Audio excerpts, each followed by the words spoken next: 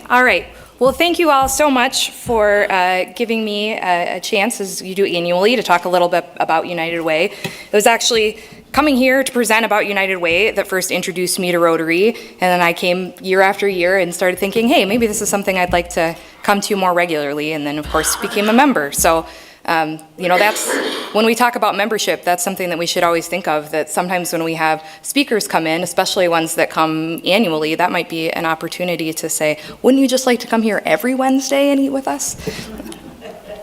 So, of course, this is our campaign time, so that's a little bit of the reason why I present during this time of year. But a lot of it too is that Rotary is such an amazing supporter of United Way and our programs.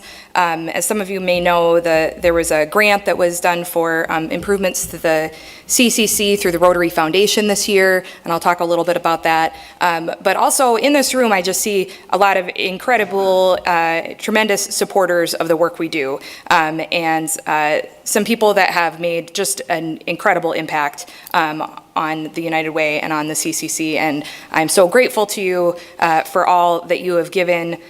We would not be able to do the work we do quite literally without the people in this room. And so I want to make sure that you know everything that we're doing, what's going on, that you can ask questions. So that's part of the reason why I'm here today. That's due to my wife. Thank you. Yes. Very thankful to Lynn right now. I've got a PowerPoint, but mostly this is just to be able to have something kind of for you to look at while I talk to you. So it's not the most beautiful thing that I've ever put together, but it's got information. So as you might know, we work through kind of three different ways in the United Way. We were founded in Vermillion in 1956, so we're actually going to be coming up on our 70th anniversary in Vermillion. And originally, the United Way in Vermillion, like many United Ways around the country, was started by actually our Chamber of Commerce as a way to sort of put fundraising into one package, because you had a lot of organizations that were all asking for money. The polio organizations, the Red Cross, the Boy Scouts and the Girl Scouts, and so this was a way to try and consolidate that giving, and that was the original idea. And so we still do a lot of our work through that community grant model, where nonprofit organizations around the area will apply for funding in April. The board looks at those applications and decides what they think they can raise to be able to support those different projects, and then they get that throughout the year. So this is a list of the organizations that will be funding, or the programs that will be funding in 2026. There's a few new ones. So Waypost is the new name for what was the River City Domestic Violence in Yankton. As you may or may not know, Domestic Violence Safe Option Services that was based here in Vermillion was, I guess, had to disband this year due to some funding issues and the retirement of the director. And so now we are covered by what was River City. They took on the counties that DVSOS used to cover.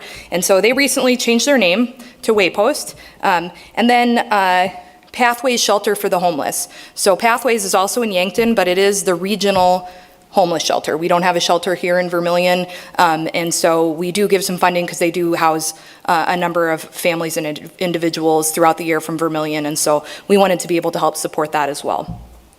The others are all programs that we've funded in the past. You know, some of these programs we funded for many, many years, and I think that we have a really great relationship and are really able to know kind of the ins and outs of these organizations. Many of you, I think, have served on the board at different times, or I have a few current board members here. Those applications really give them a chance to get into, kind of dig into those different programs and really be able to see from year to year how effective they are, how many people they're serving, you know, what their ideas and future plans are. And so those relationships with outside organizations continues to be a really important part of what United Way does. Then we have a number of programs that are our internal programs, and we call those community impact programs. So Imagination Library is the one that has been around the longest. That was kind of the first program in the early 2000s that United Way took on as a program that we run. And so basically any child ages 0 to 5 that lives in Clay County can sign up to receive a free book every month. That's a program that was founded by Dolly Parton, and her foundation, the Dollywood Foundation, is the one that they've got experts on curriculum that figure out what books go out. They do all the mailing and stuff like that, and we just manage the kids that are enrolled in it. If you ever go to my office, you'll see a lot of Dolly Parton everything. She's a little bit our kind of mascot, at least in the upstairs. And if you ever are a volunteer with food recovery and come in the back door, you might get scared by her because we've got a 5-foot-tall stand-up dolly that stands at the top of the stairs and sometimes freaks people out when they come in. But the Evan Project Diaper Bank, that's another program that we run, providing diapers for about 100 babies in the Vermillion area every month. VITA, this will be our 4th year doing VITA income tax preparation out of the Community Connection Center. These last 2 years, last year was the first year we started working with law students to provide the services, and that's been a really amazing partnership. They get a credit and take an actual classroom portion with the tax professor over at the law school, and then they come over and do tax preparation. And just seeing them be able to connect with community members and learn really important skills like interviewing clients and things like that has been really cool. Allen's Bed Bank, that is our bed program where we pick up and deliver beds to people. And one really neat thing this semester has been we've had volunteers from USD Rotaract who have been helping with the bed bank, and they have been awesome, and it sounds like they've had a good enough time that they are interested in helping in the spring. So we're really excited about that because that is a harder one to find volunteers for. Not everybody can or wants to move furniture, and so being able to have dependable volunteers is really important, and those Rotaract volunteers have just been really enthusiastic and super dependable. So I'm really thankful to Tim Shorn for getting that program started at USD, and I think that's an extension of us as a club, that Rotaract club. So, and then the Pedal Pals Bike program, that's a partnership with the Vermillion Police Department. This town has a lot of abandoned bicycles. It just happens a lot. People lock a bike to somewhere and then they just never come back for it, or it gets stolen and they never come and claim it. And so after they hold it for a while, the VPD has the ability to donate those bikes to a nonprofit. And so we have people sign up and we're able to get those bikes out to people that need them in the community for transportation.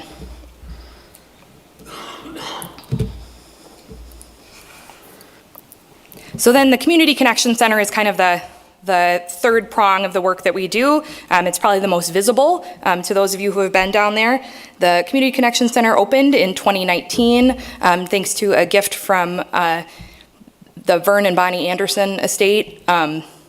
We were talking with a lot of our partners, and one of the things that was coming up was that when people were looking for help, they were having to go to a lot of different places. And so we started having conversations, especially with the feeding programs, about how can we bring everything together in one place to make things just a little bit easier for everyone. And I think last year when I was here, I showed you guys a video, kind of our 5th anniversary video. And I'll just echo, I think, some of the things that I said in that, which is that, this has all come together honestly better than I could have anticipated, and certainly better than I thought it was going for the first 8 months. One of the things that has just been really amazing is the level of cooperation between all of the programs. As you know, Welcome Table, Food Pantry, those feeding programs merged the year before last, and that's just been a really awesome development for the people to use those services, but also just the efficiency of the way that everything works. So in the building, if you come in, and you're always welcome for a tour, please come down for a tour if you ever want. We'll show you around. Of course, we have all of our Feeding Vermillion programs, the pantry, the welcome table, Tanager takeout. backpack program. They're going to be packing weekend backpacks this afternoon to go out before school is over. Salvation Army Emergency Fund has an office. They're there 4 days a week in the mornings.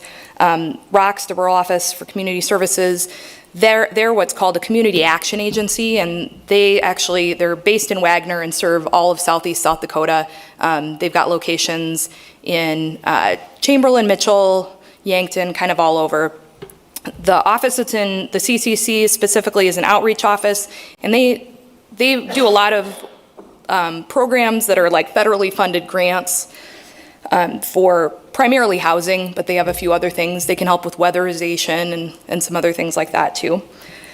And then Cornerstone's Career Learning Center, that is an organization also that is regional. It's run out of Huron, but they have locations all around. And they primarily focus on GED preparation. And so they do a lot of their classes online, but they do need a location to be able to do intake and some testing. And so Starlin, who's their staff member out of Yankton, comes over usually every other week and does intake and testing up in our offices. So we also are, always interested in what other ways and what other partnerships, can we have in bringing more people into the CCC. But at this point, we are probably running out of space a little bit as far as adding new programs to be able to fit into the space. My dream right now is to, and Jim, our maintenance supervisor, is working on this, build some loft storage so that we can free up some space downstairs. But, when you move into a space, you're like 9,000 square feet, it's going to take forever to fill this. Kind of like when you move into a new house from a smaller place and you're like, oh, I'll never use all these closets. And then in like 3 years, you're like, how did we outgrow this house so quickly? So we're probably not adding anything new that takes up much space anytime soon, but we do a lot of partnerships. One of the things that's been really neat this last semester is CESDAC has been doing cooking classes for some of the people that they serve in our space. They've done art classes for the CESDAC folks too, just because our space is a little bit better than some of the stuff that they have down there. We have AWOL students, that's a kind of a service learning program on campus. At the beginning of the year, they come actually a week early. They move into the dorms a week early and do service projects for a week so they can learn about the community and learn about service. And during that time, they come and they make breakfast and dinner in our space and do presentations and things like that, and then go out and do community service. Another really neat development, if you haven't been to Welcome Table recently, I would highly recommend, please come down, please try it. If you're familiar with Dana Christensen and the Duck and Cat food truck, Dana has been donating his services basically to be the chef for the Welcome Table this whole year. And I will tell you, the food has really improved. I mean, it is so good. We're getting really good stuff, and we're so thankful to he and Bricks, his sous chef, who come every Monday night and give their time to make a really awesome meal for folks. And so I would highly recommend, please come down. We have one more welcome table I guess 2 more for the year because of when we'll be open the next 2 Mondays, yeah. So you've got 2 more chances to eat welcome table this year. Salvation Army is another area that's growing and kind of developing. That's a program that kind of grew out of the Vermillion Ministerial Association originally. And since COVID, it's just been really difficult to get everybody together. There's been a lot of turnover in the churches, so not everybody remembers when it was formed. And so just a few weeks ago, we had a meeting where we invited all of the clergy from around the churches in the area to just talk about, how can we work together again? How can we make this more of an organization that is associated with these faith communities? And right now, they're looking at creating kind of a secondary nonprofit that would be with Salvation Army, since Salvation Army as a organization is run out of Omaha, and this is just a unit. There's a lot of limitations.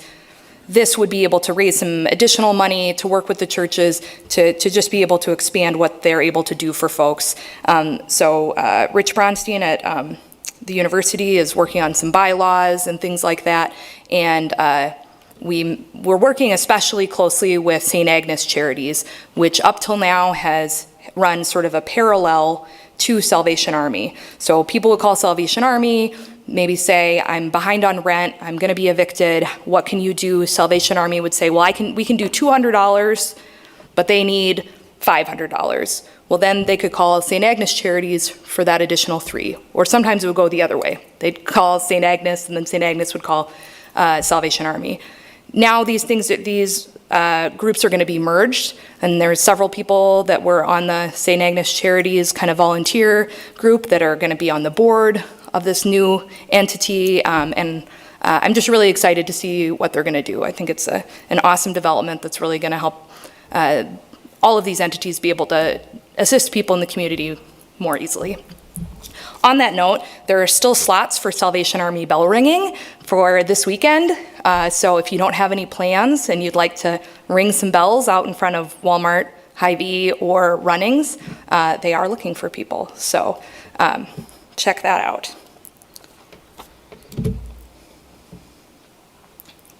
So this is our team as far as like the people who are employed at the CCC. So obviously, you know Emmanuel and I, because you see us every week. Anna, you'll see if you're ever there, she's at our front desk. She's about to go in for cataract surgery, so you will not see her for the next few days. But normally, she's the one at the front desk. And funny note, the first time I met Anna was at the same party where Leslie's shoes got stolen. So, I don't know. When you brought that up, I was like, oh, weird. I think that's the first time I ever... No, it wasn't a crazy party. It was mostly people and their moms is what the party was. We also have, every year we've been lucky enough to get an AmeriCorps Vista student, and so Addison is the one for this year. She's a senior social work student, and so she'll be doing her social work practicum with us starting in January. She's been with us since the summer, and it's just been a really great addition in kind of wrangling volunteers.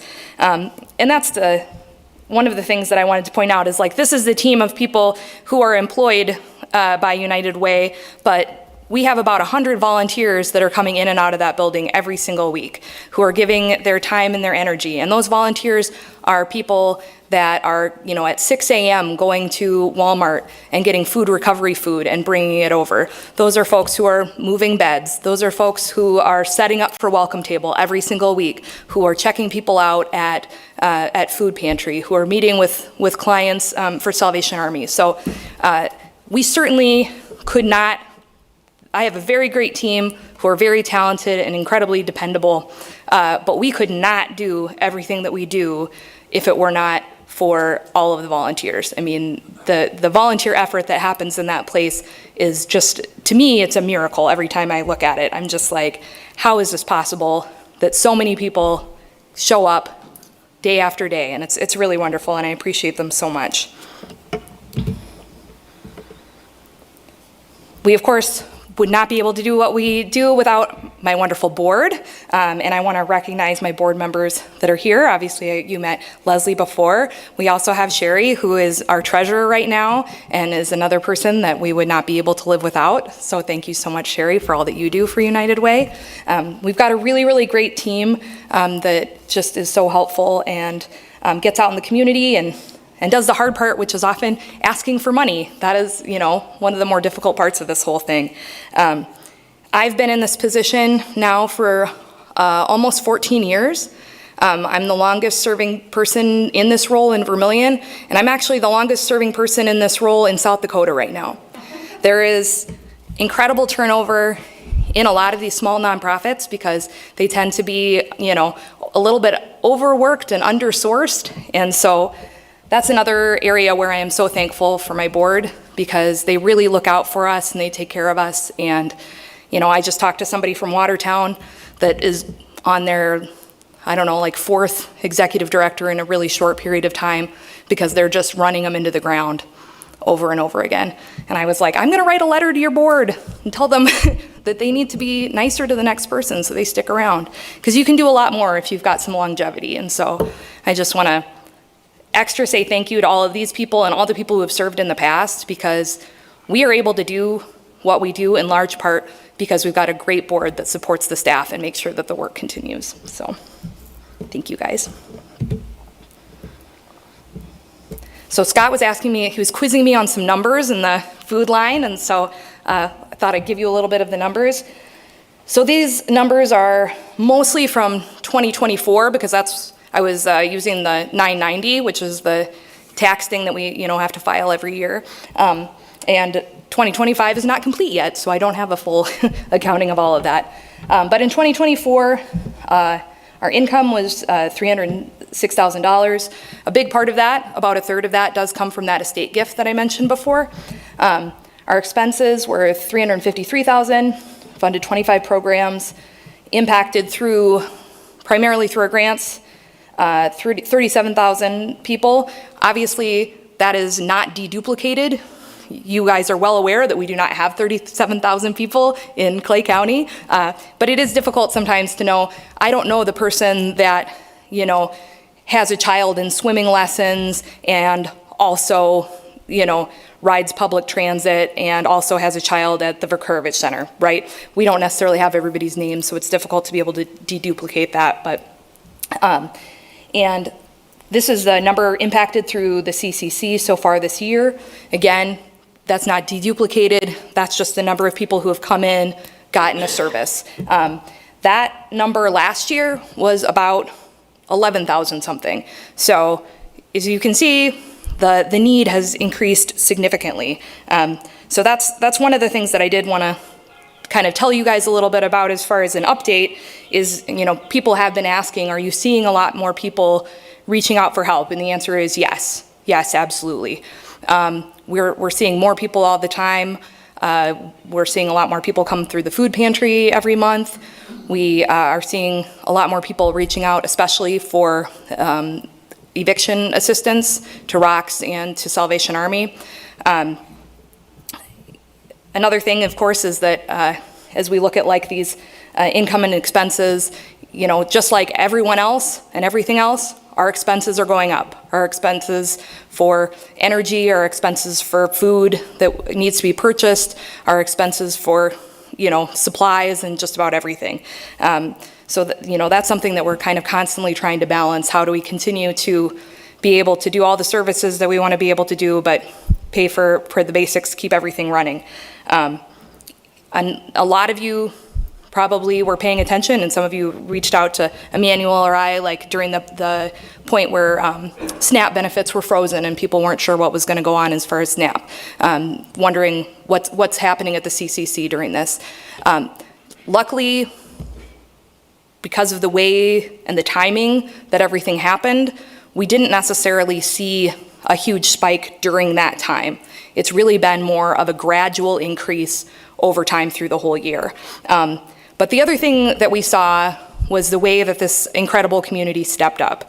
I mean, we did not go a day without people we had never seen before bringing in checks, bringing in food, that asking, how can we help? We know that there are people in our community that are in need. How can we help? And those folks really, really stepped up. It was really awesome to see the way that this community takes care of people, and I think it's a real reassurance to all of us when we worry about like what does the future hold and what if there is more need and how are we going to meet it. This is a community that really looks out for each other, and I mean, everybody was like, I'm going to do a fundraiser, or I'm going to, do a food drive, or we're going to do this. I mean, people just were coming out of the woodwork to be able to contribute. And so that was actually like, as much as it was kind of a stressful and scary time, it was also like a really reassuring and beautiful time. I think one of the things that I've told my board, and I'll share with you as far as what I've observed, this is somewhat anecdotal, but one of the big differences this last year that I've noticed is I'm seeing a lot more people that I know, like through social things, through community groups, through different things, coming and accessing the food pantry, and not necessarily people that you would expect would need to. And that's a change that I've definitely seen over the last year or so that I think is important to note.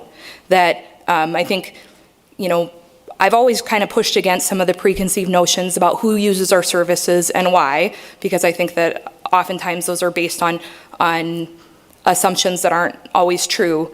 But I would say that is even more so right now.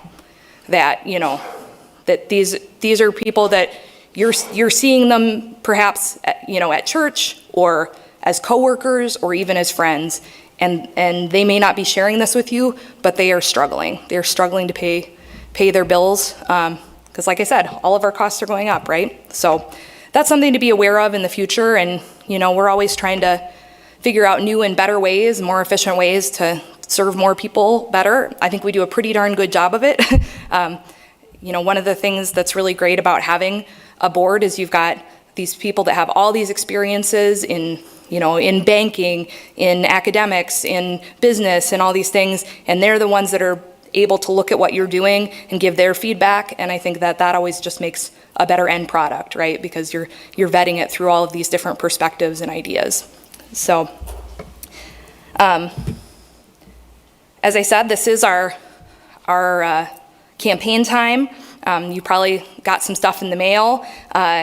It might look a lot like the brochure that is on your table, and that has more details if you want to take a look. As I said, looking around, I know many of you have already given, and thank you for that. But just keep us in mind, and if you're thinking about, I want to do a little more this year, we would always appreciate that. As of today, and Leslie doesn't even know this, as of today, our total for Our total for the campaign is 90%. So we are at 90% of goal, which I think at our board meeting last week, we were at 74%. And this is always the time of year where I get a little panicked and I think, I don't know if it's gonna happen. Maybe nobody will ever give to us again. I don't know after this long why I still go through that, but it's important. It gives me the energy to keep asking. But yeah, we're at 90%. Only once in the last 13 years have I reached goal before Christmas. It's always my dream to just be able to have Christmas and not be thinking about this. We probably won't hit it before Christmas, but you never know. Could be, could happen. Cross your fingers. I'm asking Santa for that.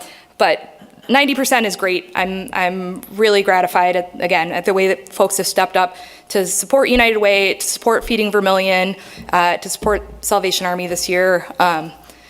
This is just an incredibly kind and generous community, and I appreciate you so much. These are the websites for our different organizations if you want to learn more. And as I said, we always welcome you to come down to the CCC, take a tour. We will be closed Wednesday through Friday next week, and Wednesday and Thursday the week after. But other than that, we're open 5 days a week. So we've got about 10 minutes left. I'm happy to entertain questions. Deb? I have a question. So you need 10% more. So how much does Ted Munster need to write a check? I've already written a check. You haven't cashed it though, have you? I think I did. I was like, I'm pretty sure I deposited. Now that my name has been invoked. I didn't. Our goal this year is 200,000. 200 even? 200 even, yep. Last year we tried 205 and we didn't quite make it, so I like setting a goal I know I can meet, so. Also, as long as I'm hogging the floor here, you mentioned some names in your presentation. I wonder if you could tell us a little more about Vern and Bonnie Anderson and Vakurovich, what that's about, or Alan and Maxine Johnson, for example, who these people are or were. Absolutely. So Vern and Bonnie Anderson are a local couple. We're a local couple who, Bonnie was the secretary to 5 different USD presidents and was quite beloved. There was actually a Bonnie Anderson Day that was declared by Bill Janklow at one point. And in there, Vern was a farmer, and they had quite a bit of farmland when they passed away. They were also pilots and ranked sharpshooters, trap shooters, yeah. And they flew around in their plane to all these trap shooting competitions. So after Vern passed, their estate actually helped a lot of different organizations in our community. Trinity Lutheran Church, the Edith Segrist Library, the W.H. Over Museum. I think there was a scholarship through the USD Foundation, and then United Way. And so they made a tremendous impact on the community with their estate. I mean, it's just really, really incredible. And so we were first notified of that in 2017, and so we'll receive some the kind of interest from that for 20 years, and then at the end of the 20 years, that will be broken up, and the rest will be divided up between those recipients. And you know, at least at this point, my intention would be that then that would be used sort of to start an endowment to be able to continue to pay for the CCC in the future. Maintaining a building, you know, there's a lot that goes with that. And so, you know, we want to make sure that there's a way to pay for that going forward that is not just the regular annual fundraising that we do to pay for programs. And then Allen's Bed Bank is named after Alan Johnson. Many of you, I'm sure, know Maxine and knew Alan. When that program first started, that was another one that we had kind of taken over from St. Agnes when they lost their storage space, and Maxine gave us Alan's shop for a number of years to keep all of the beds and furniture in. Maxine, as you probably know, has since moved into town, and so we do have a storage unit now for those, but we always want to recognize their generosity. And I don't know as much about Mr. Vakurovich, but he funded a lot of things in the Black Hills, including where the United Way of the Black Hills office is, and our child care center here. Yeah, they've got an amazing foundation that I wish did more East River. Kevin and then Sue. Can you tell us what you're planning to do with the grant you received from Rotary? Yes. Oh, I had that on my notes that I was going to talk about. So the grant from Rotary Foundation that we submitted, I had some discussions with Deb and Melissa and some different folks about what could the CCC use that we could do a grant for. So the two items that we're going to be working on are a pull-down retractable window for the CCC kitchen. So we do have a commercial kitchen in the CCC, which is great, not only for welcome table, but it is rented by different groups and things like that that need commercial kitchen space. But we have kind of an open serving window that goes straight into our main community room. And I don't remember why we didn't put a window in it, probably to cut costs. There was a lot of decisions that I made that I thought made sense so that things would cost less, and then like 5 years in, you're like, you dummy, you just should have done this, you know. Besides the fact that there's some safety things about being able to fully cut off a commercial kitchen, it'll also just make things easier as our kitchen gets busier and then people are trying to do things in that main room. It just makes things very chaotic. And so being able to close that up, I think is going to be really helpful. And then the other part of the grant is to put a shower in one of our bathrooms. We do have transient folks that come through, folks that are living rough, and we do have like laundry that we have occasionally offered to people where we can, you know, wash their clothes and stuff. But, you know, if you've ever been on a long camping trip, you know how great it feels to be able to take a shower at the end of that. And you can imagine if your kind of whole life is a big camping trip, it's really nice to be able to have somewhere that you can clean up. And so we wanted to be able to have that, to not as necessarily open all the time, but as an option that we can offer to people when it's appropriate. So those are the two things. Just this year, we've formed a committee that's really going to be kind of overseeing more of the capital improvement kind of things, a trustee committee. You know, I don't have any background in construction or building maintenance or anything like that. And so I'm often deferring to a lot of people on those questions, and we just thought it would be really helpful if we had a small group that had some of those skills to bring together, that could look at, if they're getting quotes, if they're trying to figure out like the best and smartest ways to do things, having those heads together, I think will be really great. And so Chad Pasick, who's been a longtime member of our board, is going to be overseeing that. And so I have given him his marching orders to get them together and talk about how we're going to get the shower in. So. Sue and then Robin. Well, I don't have a question, but just so you know, Bonnie Anderson was Bonnie Haynes. And That's right. her father was Arthur Haynes, who was in chemistry at the university for many, many years. And so she has a really, really long, or she had a really long history in Vermillion. Yeah, and there's a lot of interesting stories with the Haynes family, and then there's like a lot of, I feel like every year on the cemetery tour, I learned something about someone else who is related to someone that I didn't know. So that's my endorsement for this. Go to the cemetery tour. You learn so much about your community. Robin? So you showed that you had a shortfall of funds from the income to the expenses. How do you take care of that? So that's basically because of investments. We're able to, we've got CDs and things that aren't shown in the income and expenditure side, but would be shown on like the balance sheet. So if you want to see the whole thing, I'm always happy to send our 990 to anybody who wants to look at it. I spend a lot of time on it every year, so I'm happy to share it, and that's true for Feeding Vermillion as well. Go ahead. So how do you deal with shut-ins, I guess, in the community? What do you do, and how do you help the shut-ins themselves? Do one of your programs do that?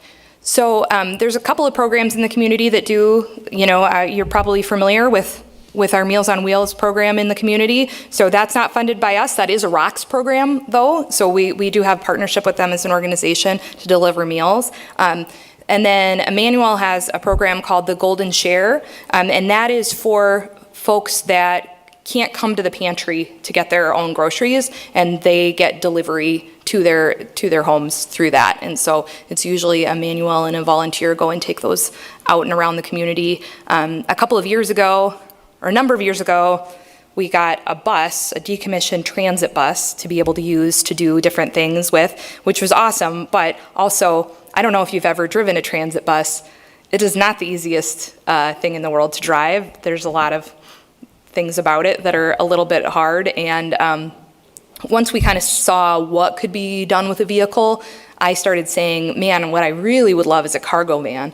And then one day, Greg Merrigan, who's the president of the Feeding Vermillion board, was driving past one of the auto dealerships, and he called me and he was like, they're selling a transit van. And so that ended up being a project between Feeding Vermillion and United Way. We bought a transit van and sold our bus to be able to pay for part of it.